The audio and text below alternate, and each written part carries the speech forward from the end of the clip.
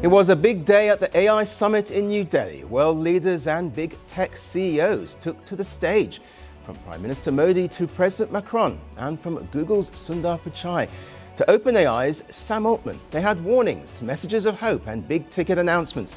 And we'll bring you the top highlights from the summit. Of course, not everything went to plan. The OpenAI Anthropic showdown surfaced in Delhi today. It led to an awkward moment during the family photo. Also on the show, Prince Andrew of the UK has been arrested over his links to Jeffrey Epstein. Iran is bracing for war amid Trump's massive military buildup.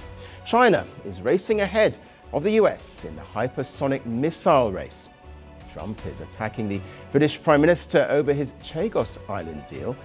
And Germany is looking to buy American F-35 jets, even as Europe hopes to cut dependence on Washington. All this and more coming up. But first, the headlines. North Korea's Kim Jong-un unveils a battery of huge nuclear-capable rocket launchers. It comes ahead of a key congress of the nation's ruling party. Analysts say the launch system could fire rockets that cover all of South Korea. A South Korean court declares former President Yoon Suk-yeol's martial law bid in December 2024 an insurrection, sentencing the disgraced leader to life in prison. While Yoon's bid to impose military rule lasted just 6 hours, it triggered widespread panic in the country. At least 30 people are killed in jihadist attacks in northwest Nigeria. The West African nation has been grappling with a more than 16-year jihadist insurgency in the northeast. Nigeria is now looking to the US to train its troops to tackle the violence. A building collapse caused by an explosion in Pakistan's southern megacity of Karachi kills at least 16 people. Karachi, home to more than 20 million, is infamous for poor construction, illegal extensions and aging infrastructure. And the US renews its threat to pull out of the International Energy Agency. Washington wants the agency to return to its mission of ensuring energy security and abandon its net zero agenda.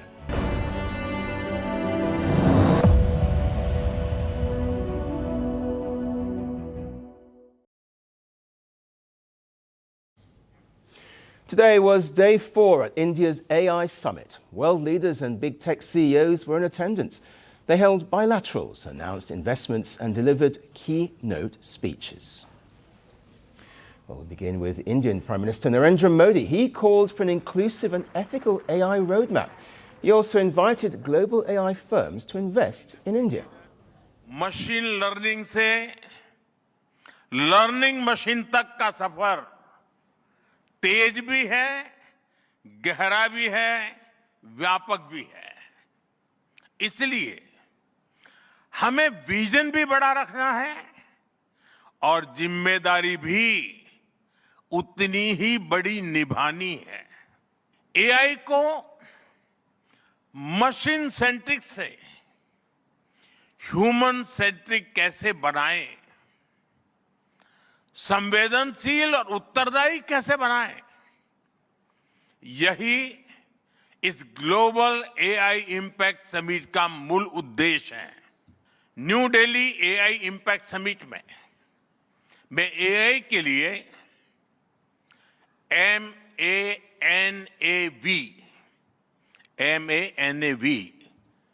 MANAV Manav vision प्रस्तुत करता हूं। Well, French President Emmanuel Macron also addressed the summit. He praised India's focus on small language models. He was also impressed by the scale of India's digital offerings, whether that's UPI or digital health IDs. On the global AI battle, President Macron had a warning. He suggested that tech firms were getting too big to control. 10 years ago, a street vendor in Mumbai could not open a bank account. No address, no papers, no access. And today, the same vendor accepts payments on his phone, instantly.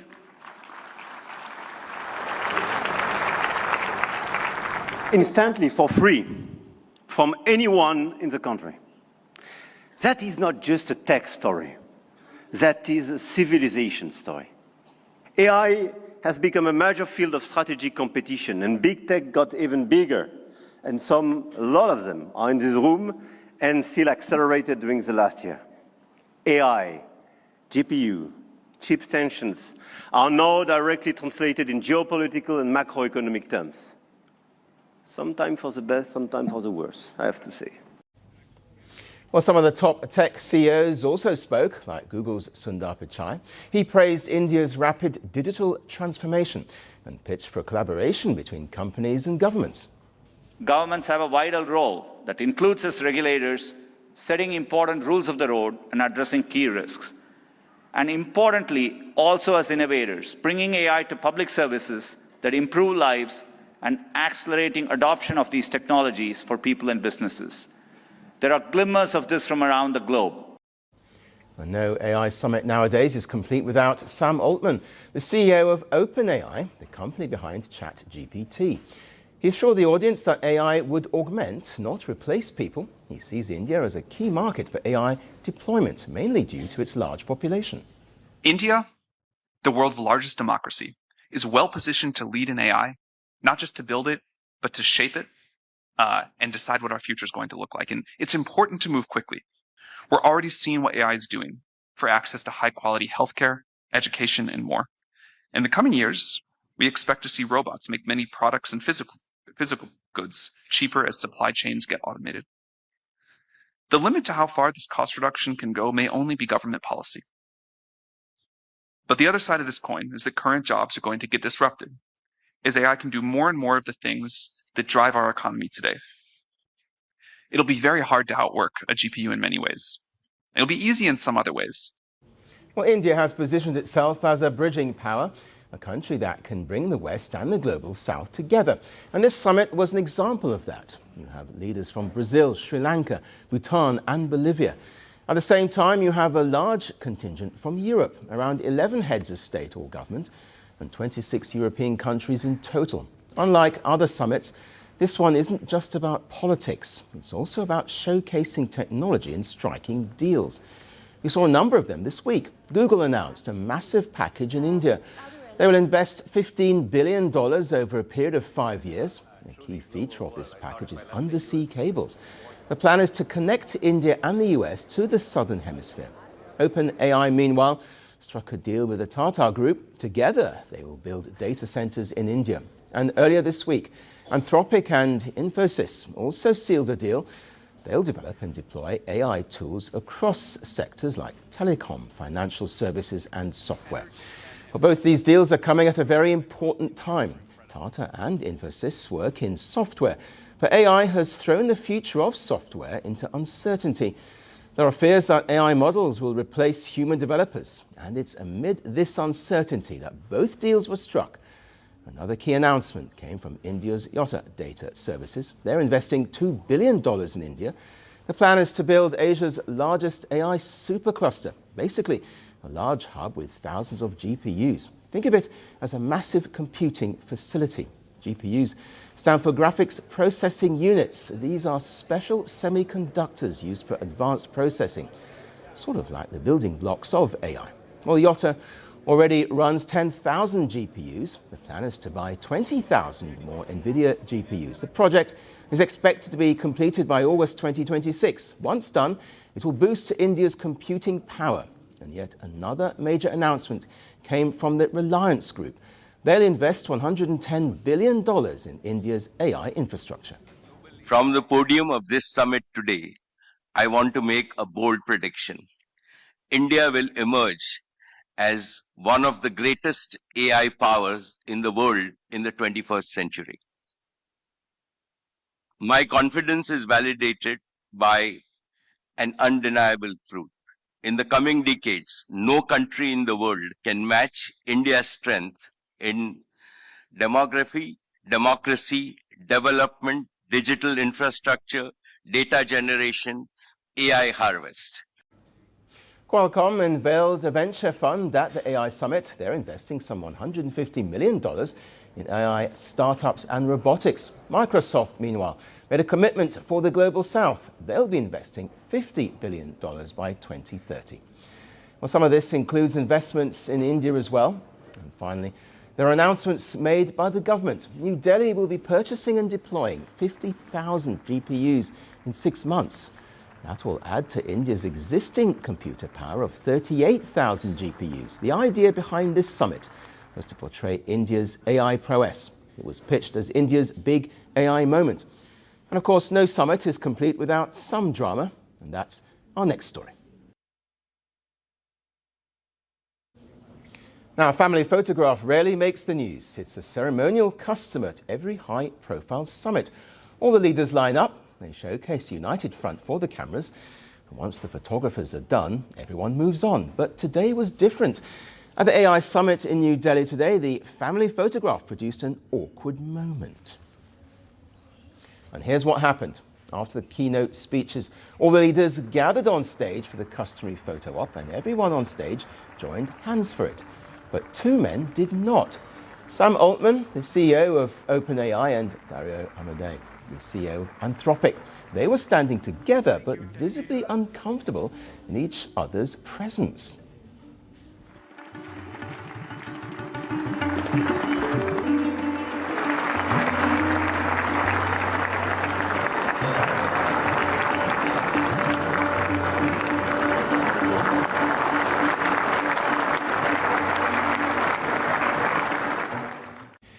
Well, the pictures quickly went viral on social media. It brought the rivalry between OpenAI and Anthropic back into focus.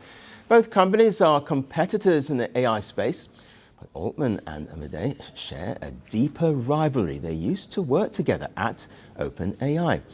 Amodei was its vice president of research. His sister Daniela was also there. She was the company's vice president of safety and policy. Both of them left the company in 2020.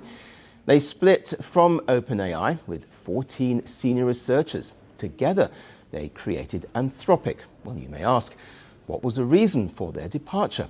Observers say Amodei was unhappy. He believed OpenAI was moving too quickly while compromising on safety. So he walked out with his team. They created Anthropic, which positioned itself as a safety-first alternative to OpenAI. Since then, both companies have progressed at breakneck speed. They've launched innovative products and they have captured large market shares. Earlier this month, their rivalry went public. It happened during the Super Bowl. Anthropic aired 2 television commercials. Both were attack ads. They targeted OpenAI's ChatGPT platform. The campaign focused on OpenAI's recent decision to introduce advertising. The company plans to place ads on ChatGPT. They will be introduced on the free and lower-priced versions of the platform.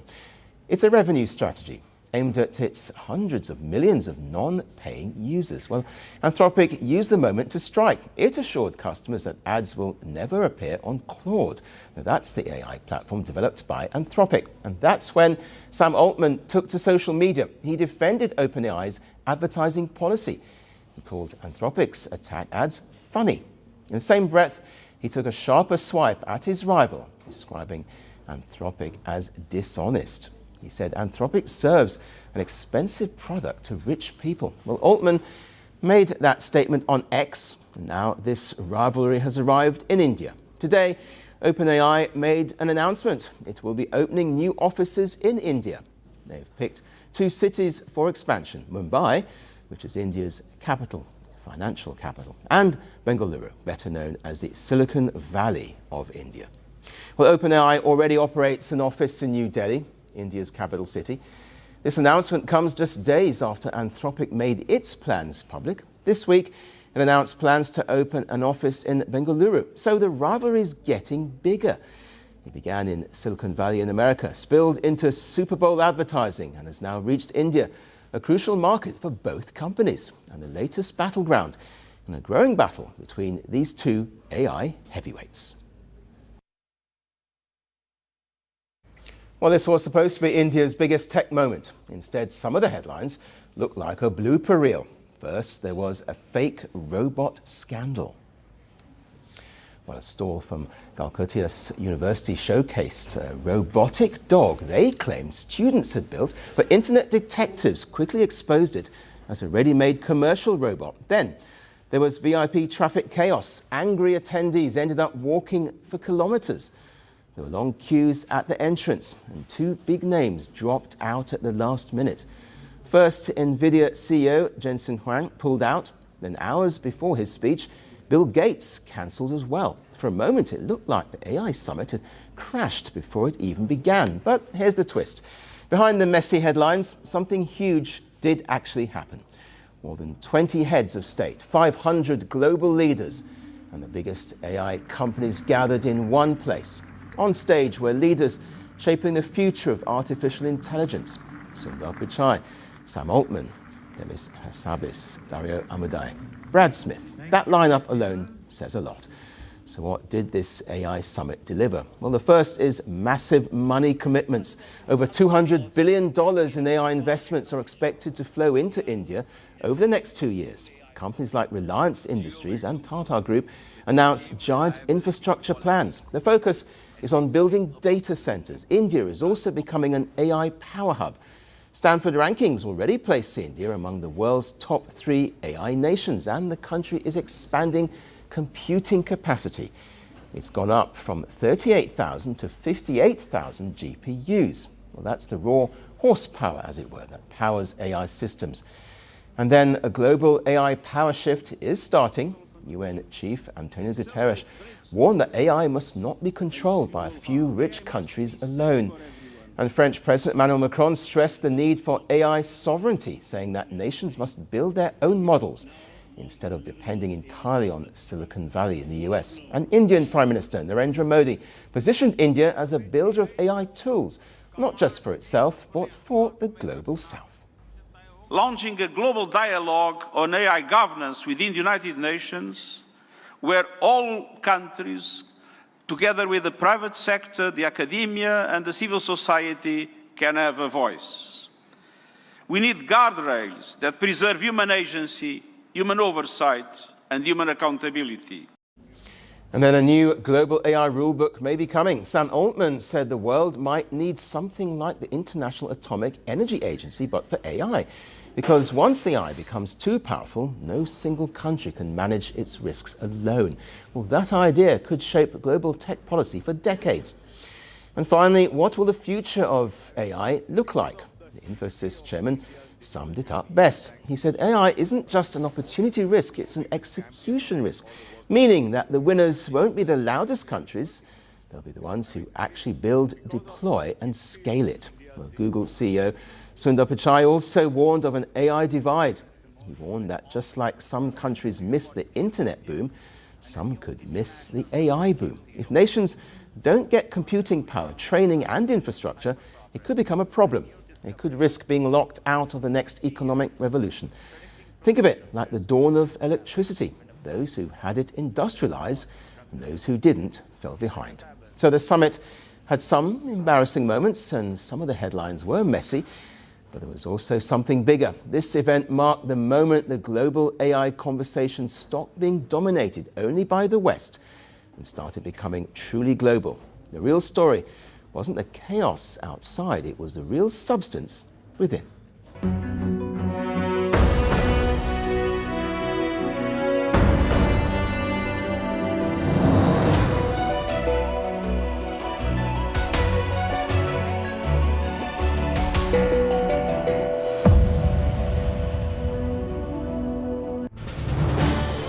This is News 18 Network.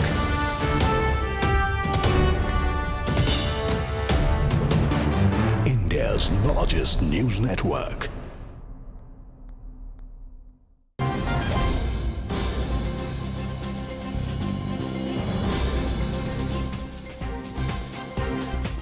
Across and shifting focus to French President Emmanuel Macron, who is here in India. He's giving out details over India and France's Rafale deal. Let's cut across.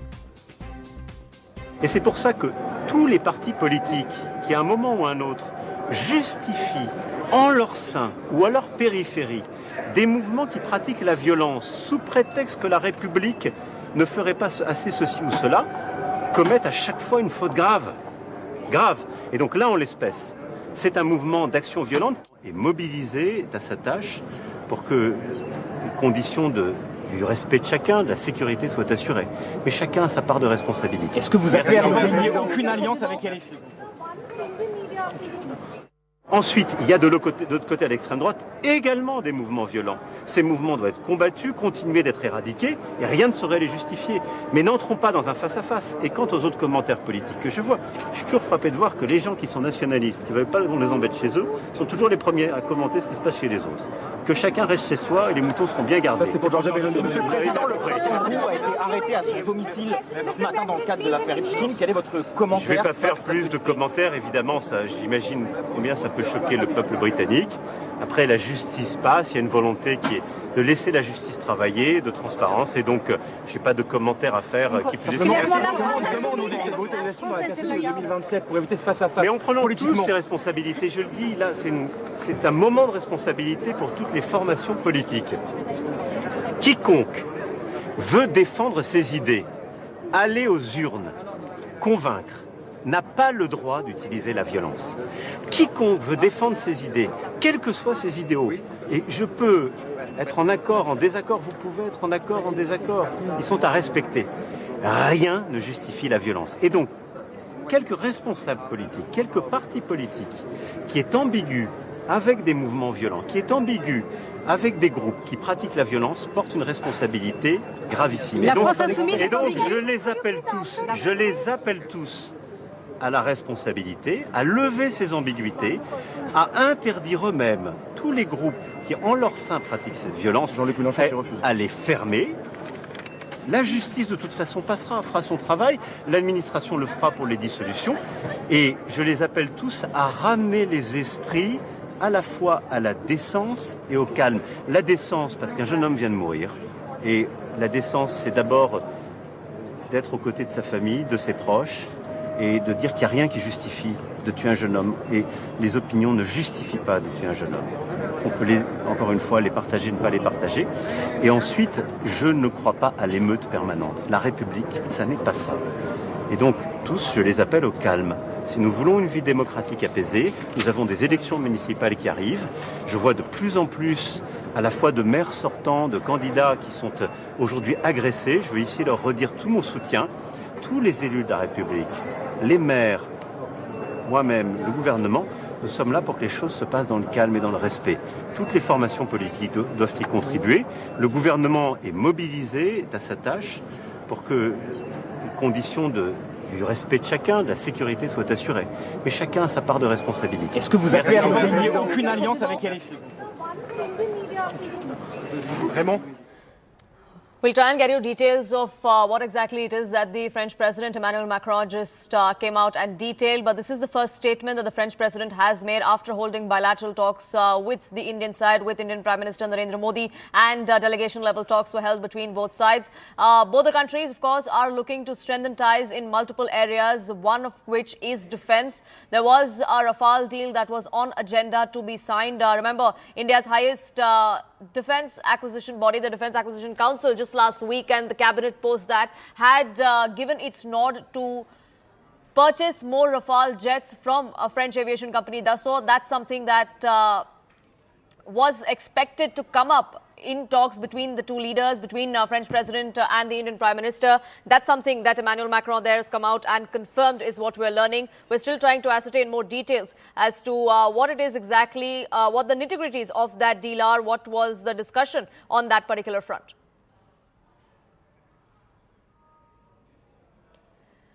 The French president there giving out more details as far as defense cooperation between India and France is concerned. Macron going on to say that India wants to co-produce Rafale jets with French aviation company Dassault. That's something that is under consideration is what we're learning. Akanksha now joins us, getting us more details and perspective on this. Yes, Akanksha, take our viewers through what it is exactly.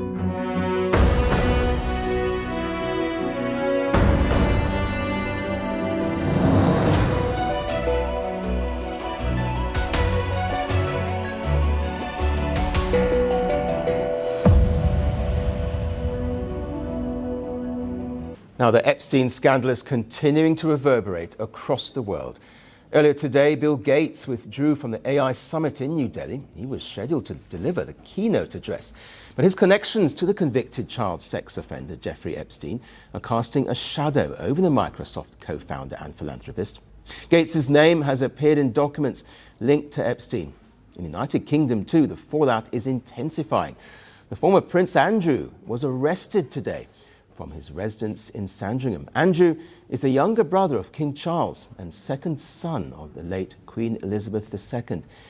He's faced sustained scrutiny over his association with Epstein. He's denied any wrongdoing, but is now facing an investigation over alleged sharing of confidential material with the late sex offender. Today, British police arrived at Sandringham Estate in Norfolk. That is King Charles's private estate. Officers were photographed at the door. Andrew Mountbatten Windsor was inside, celebrating his 66th birthday. The police was there to take the former royal into custody. Andrew has become the first senior royal in modern British history to be arrested. The accusation is serious. This dates back to Andrew's tenure as a British trade envoy between 2001 and 2011. In that role, he traveled the world. He had privileged access to senior government figures and top business leaders. Access that, according to investigators, he may have misused. The allegations are serious. At the center of this investigation are the Epstein files. Specifically, in 2010, Andrew appears to have forwarded official government reports to Epstein. Reports from diplomatic visits to Vietnam, Singapore, and China. These were not personal letters. These were sensitive government documents, and they ended up in the inbox of a convicted sex offender. Andrew has denied all charges. He insists he never witnessed or suspected any of Epstein's criminal behavior, but the evidence, as it continues to emerge, tells a different story. The recently released files place him squarely at the center of a widening scandal. Andrew Mountbatten Windsor is one of the most high-profile names in the Epstein files. He is the younger brother of King Charles III, the second son of the late Queen Elizabeth. For decades, he was one of the most prominent figures in the British royal family, but his association with Epstein has cost him almost everything. First, he was stripped of his royal duties. Then he was forced to vacate his Windsor mansion, Royal Lodge. Andrew moved to a smaller residence on the Sandringham estate. The king has cut his annual personal allowance, and today, King Charles responded to the arrest. He said he learned of his brother's detention with the deepest concern. He stressed that the law must take its course. Then he added, "My family and I will continue in our duty and service to you all." It is a carefully worded statement, measured, but there is no mistaking what it signals. The Crown is distancing itself from Andrew. Prime Minister Sir Keir Starmer was asked about the arrest. He said nobody is above the law. So, Andrew's troubles are growing. And he is not alone. Across the Atlantic today, Bill Gates was scheduled to deliver a keynote address at the AI summit in New Delhi. He pulled out at the last minute. Again, the reason is the Epstein files. Gates features prominently in those files. He has repeatedly denied any wrongdoing. He has expressed regret over his association with Epstein. But the files paint a detailed picture. Photographs show the two men together. Emails found on Epstein's computer reveal frequent communication. Gates is reported to have consulted Epstein on fundraising strategies for the Gates Foundation. This is the latest sign that the fallout from the Epstein files is far from over.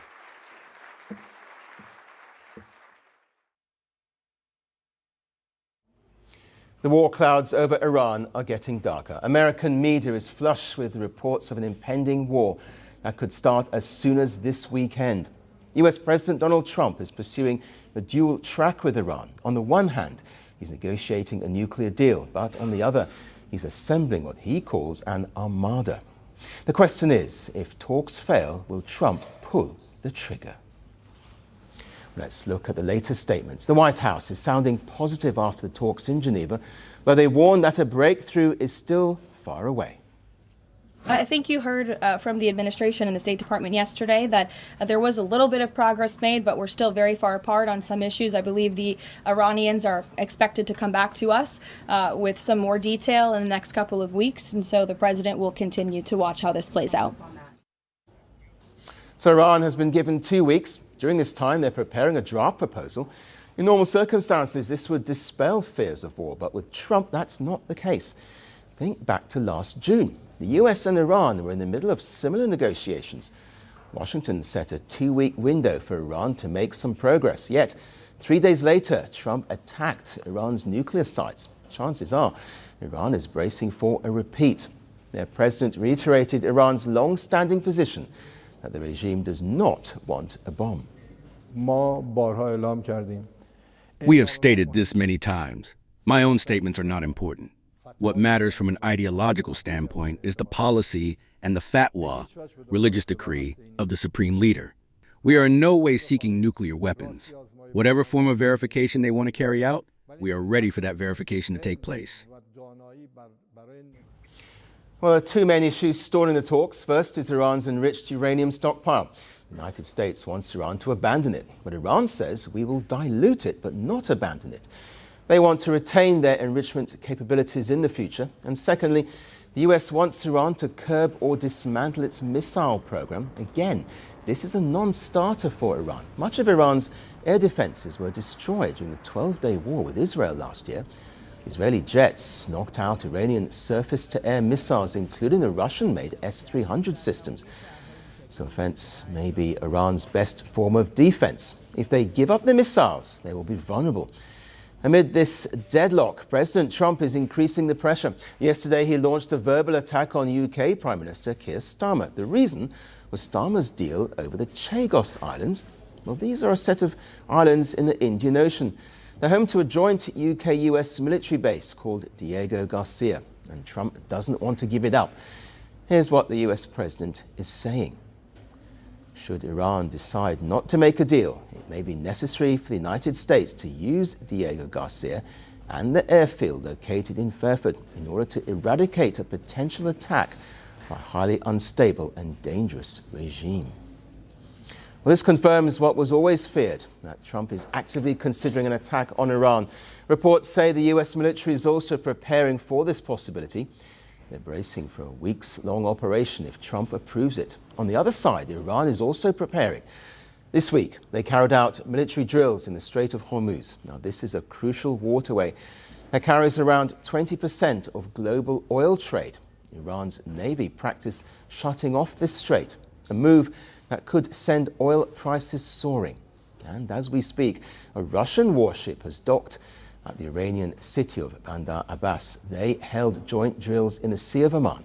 Meanwhile, on land, fortification measures are also underway. We can show you some satellite pictures. Now, these reveal Iran's nuclear facilities at Natanz and Isfahan. Both have been fortified in recent weeks. Tunnels are being buried with sand and concrete, and roofs have been reconstructed over missile launching sites. So, Iran is bracing for another US attack.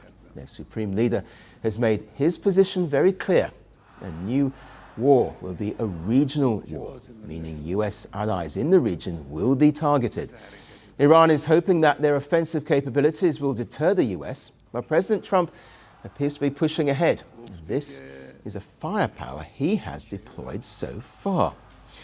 2 destroyers in the Mediterranean, presumably to defend Israel. 1 guided missile destroyer in the Red Sea. 3 combat ships in the Persian Gulf, 2 destroyers in the Strait of Hormuz, 1 destroyer in the Gulf of Oman, and the USS Abraham Lincoln carrier group in the northern Arabian Sea. And a 2nd carrier is heading to the region. That's the USS Gerald Ford, the largest warship in the world. Reports say it's heading towards the Strait of Gibraltar. Once this firepower is in place, Trump has many options. He can use the posturing to force Iran into making concessions. He can launch a limited wave of strikes to put pressure on Iran, or he can go for the kill, launching a rapid attack in an attempt to decapitate the Iranian regime. Many say it would be unlikely for Trump to gather so much firepower and not use it. So this weekend, Iran, West Asia, and the world will be holding its breath.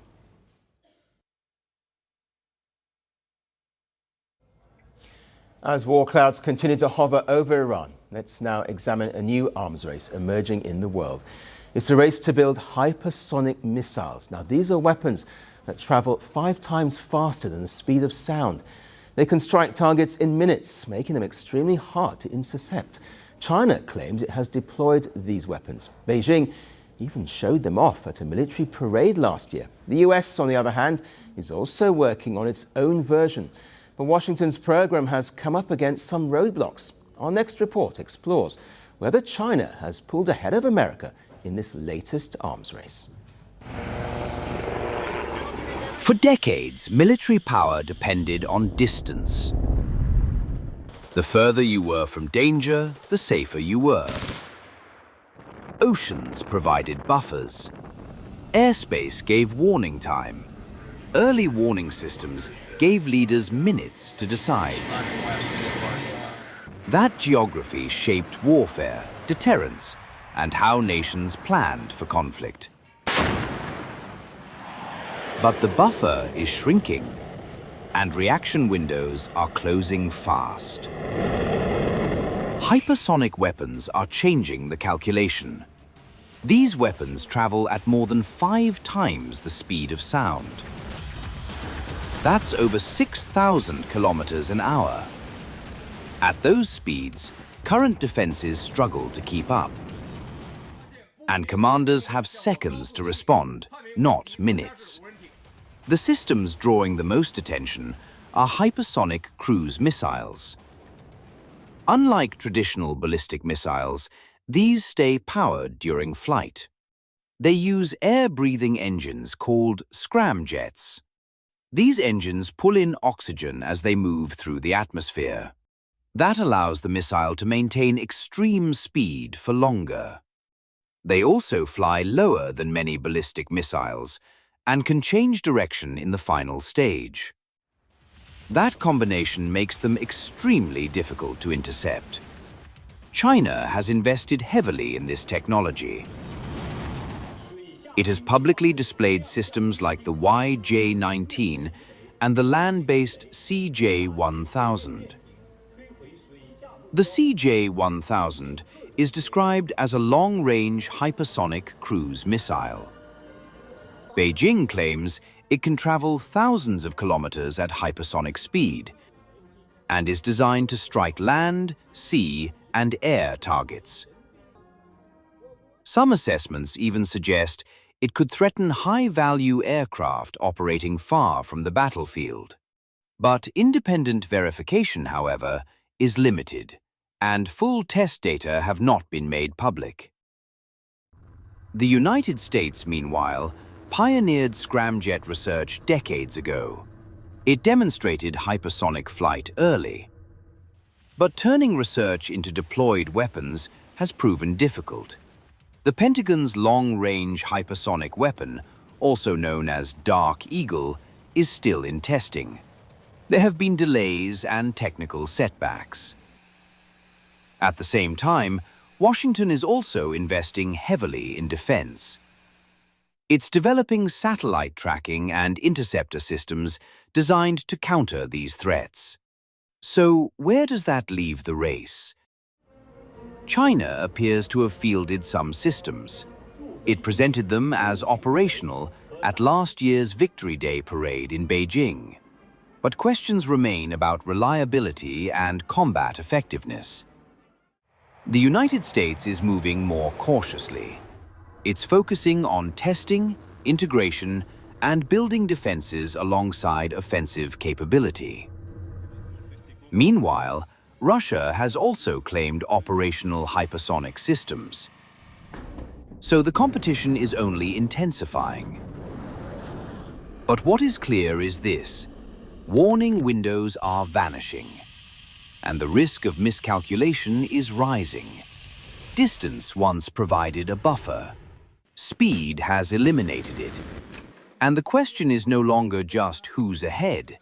It's also whether the world can prevent these weapons from making conflict more likely.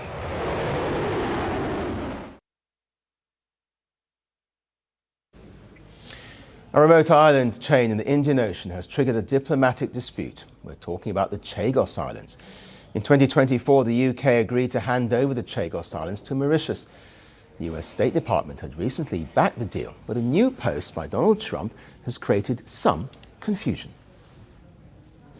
The US President went on to Truth Social to ask the UK not to give away the islands. So why is Washington contradicting itself? Why do these tiny islands matter so much? Tonight, we break it down. Well, the Chagos Islands is an archipelago of more than 60 islands in the Indian Ocean. It's a remote but strategically important cluster. For decades, Mauritius had claimed the islands, but Britain controlled them. In 1814, Chagos and Mauritius had become British colonies. In the 1960s, Mauritius became independent, but Britain held on to Chagos. In fact, Mauritius was illegally forced to give the Chagos Islands away in return for its own independence.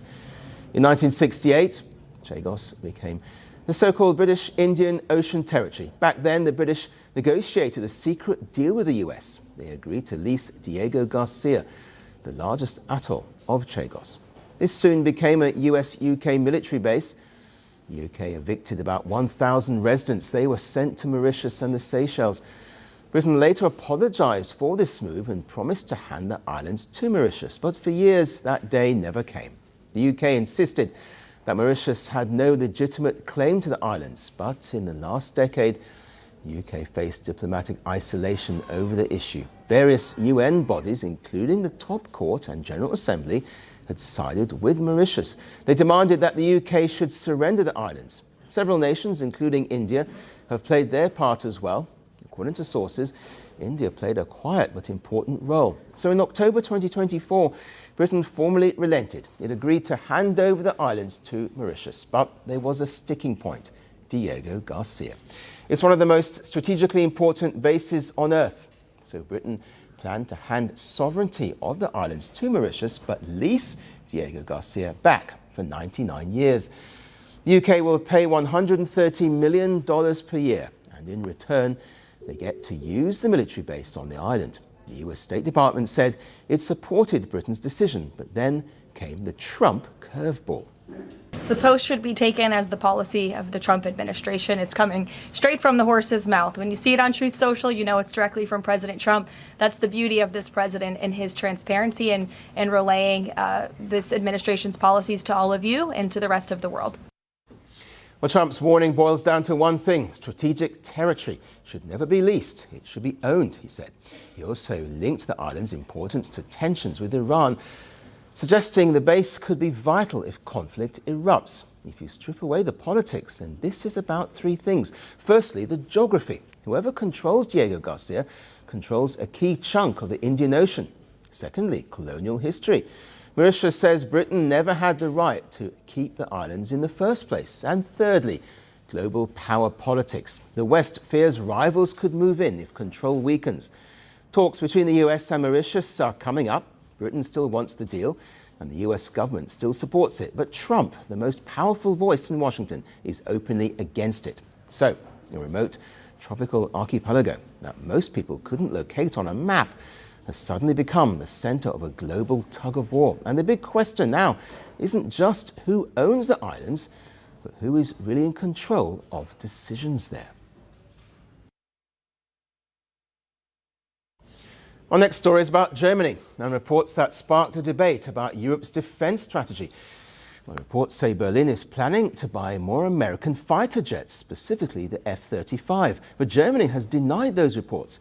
It says there are no plans to expand its existing order, but the speculation has exposed a bigger problem. European leaders keep saying they want to build their own weapons and stop depending on America.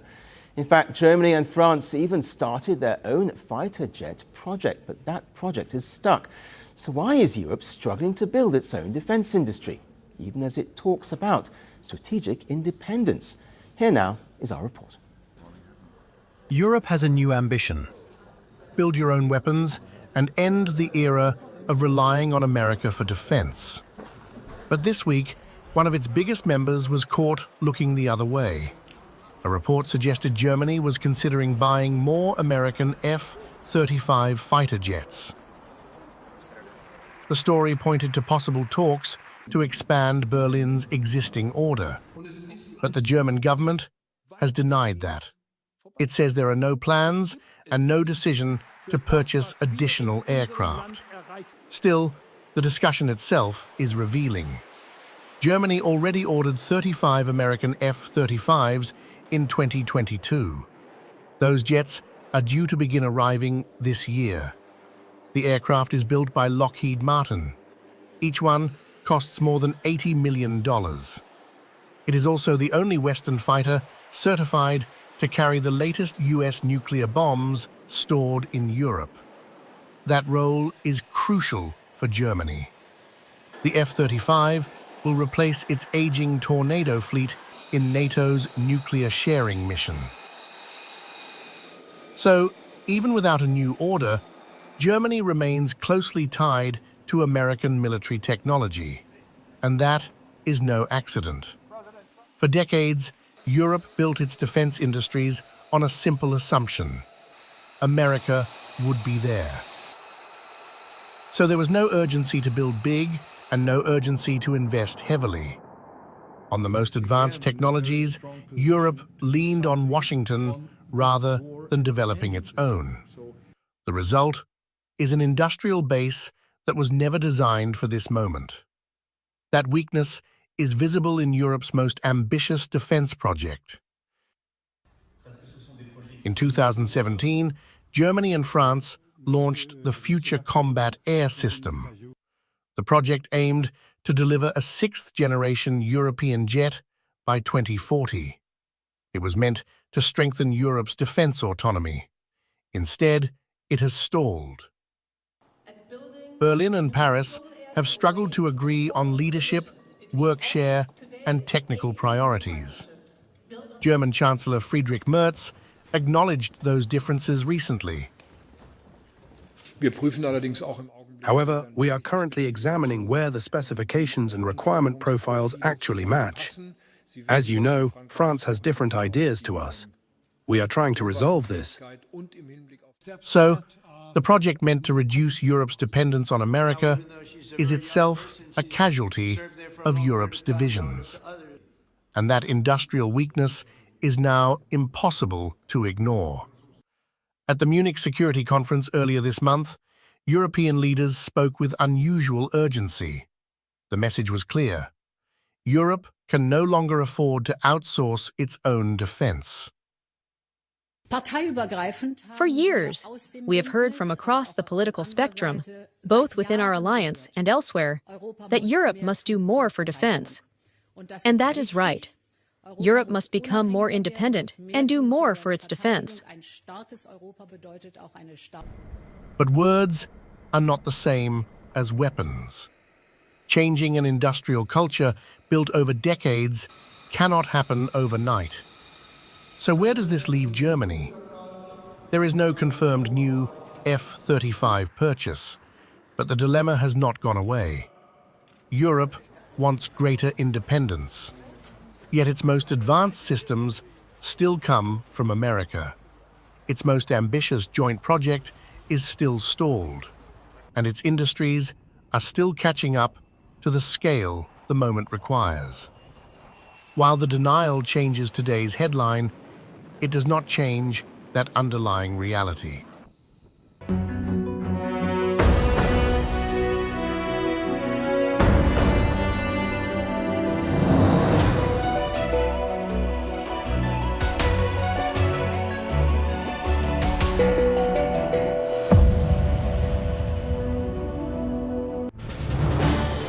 This is News 18 Network.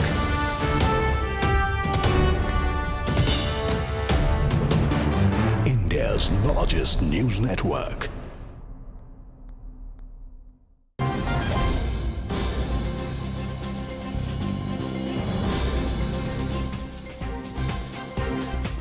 Across and shifting focus to French President Emmanuel Macron, who is here in India. He's giving out details over India and France's Rafale deal. Let's cut across.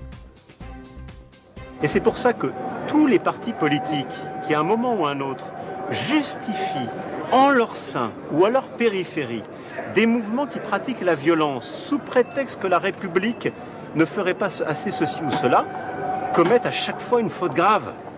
Grave. Et donc là, en l'espèce, c'est un mouvement d'action violente et mobilisé à sa tâche pour que les conditions du respect de chacun, de la sécurité soient assurées.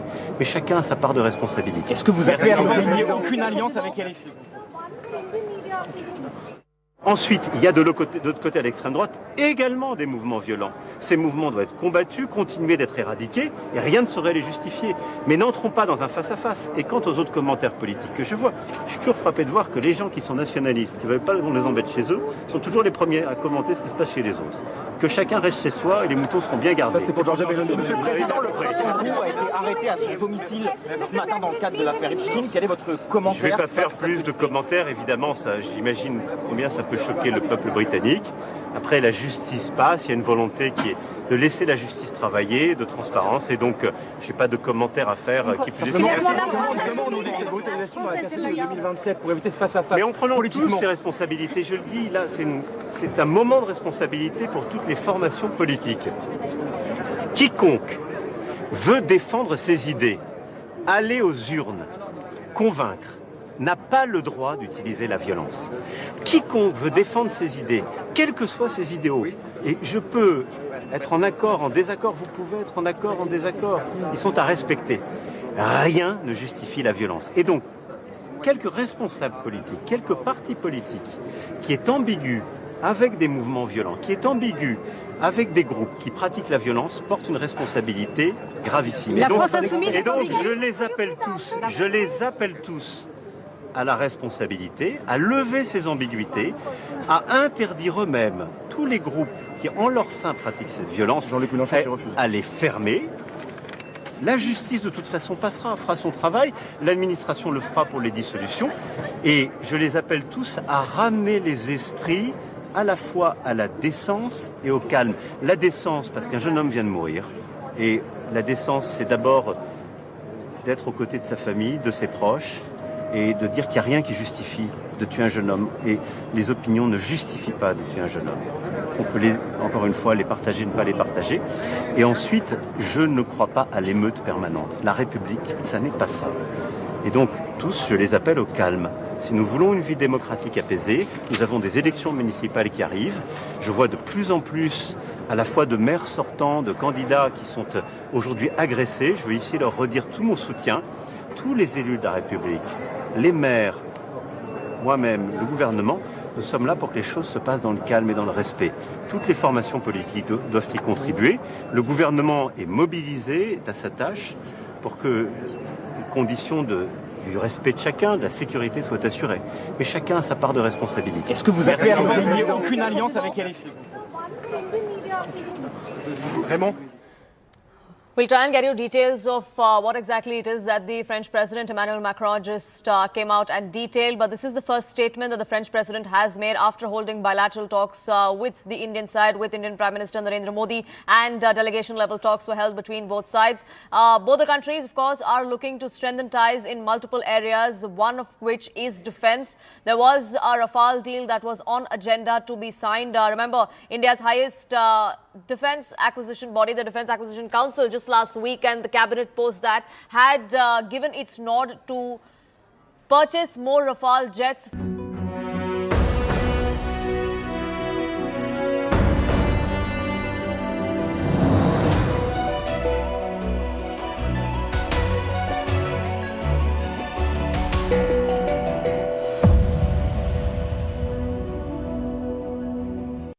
It's time for Vantage Shots, images that tell the story. In Taiwan, a temple chairman vomits on President Lai Ching-tai. In Canada, soldiers simulate Arctic warfare in military drills.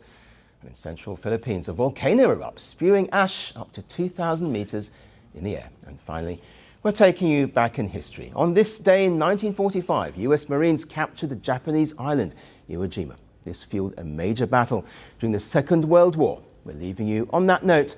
Thank you for watching. See you tomorrow.